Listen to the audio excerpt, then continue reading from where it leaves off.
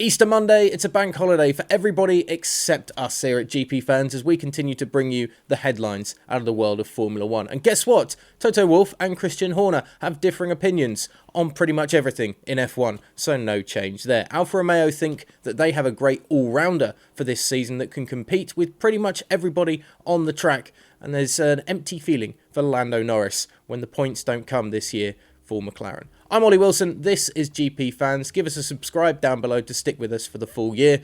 And of course, let's get into the headlines this Bank Holiday Monday. Toto Wolff believes the situation around power unit providers in Formula 1 is looking a little unclear as Porsche and Audi look set to join the sport, while Red Bull continue to go solo with their powertrains department. Now, Red Bull look likely to be joining forces with Volkswagen Group's Porsche when they do enter Formula 1, with experts from Porsche likely to give a big boost to the Red Bull powertrains operation, while Audi in the recent weeks have been linked to the likes of McLaren and Sauber. Now, Christian Horner has suggested that talks need to be had over increasing the capital expenditure from its current $15 million value that is there to help level the playing field in comparison to competitors when new teams and power unit providers enter Formula 1.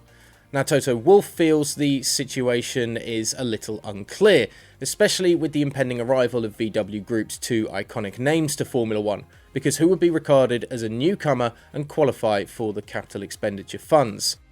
It could well be that there is three companies from the same group that are entering as newcomers, so the picture is still a little unclear, said the Mercedes team principal.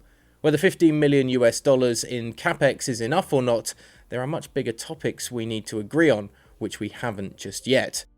No surprise then that Toto Wolff and Christian Horner aren't perhaps seeing eye to eye on yet another issue in Formula 1.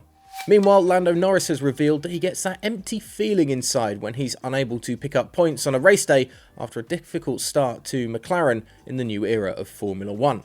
Australia did see the Papaya and Black cars both finish inside the top 10 and pick up points, but the season start has been far from what was expected of the team, especially after garnering plenty of excitement over their form in the first testing week in Barcelona in the off-season. A points finish in Saudi Arabia in the second race of the year was a difficult grind, and despite the uptake in fortunes down under 2 weeks after that, Norris has had a slightly empty feeling this season at times, although the points haul in Melbourne has produced an upturn in atmosphere at the team. I guess as a driver you always enjoy it a little bit more when you're closer to the front, said Norris. You're fighting for the points, you feel like you're bringing something back to the team. When you don't have any points, it feels like you're just empty and you've missed out. When you do get points, it's a lot more rewarding for myself and for the team. No real surprise that finishing in the top 10 for Lando Norris gives him that warm fuzzy feeling inside. It must be frustrating though when so much more was expected of McLaren this year.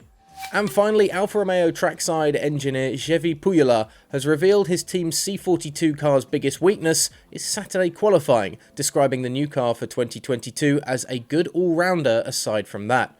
Alfa Romeo have already matched their points total for 2021 in just 3 races this season, with veteran Valtteri Bottas and rookie Zhou Guanyu registering top 10 finishes. Pujolar believes that it is the qualifying pace that isn't as strong as their race day performance, with the car equipped to handle all different kinds of tracks, before adding, in the race, in terms of how we work the tyres with the drivers and with the car itself, I think we are very pleased and we are consistently there fighting with pretty much everyone for the points.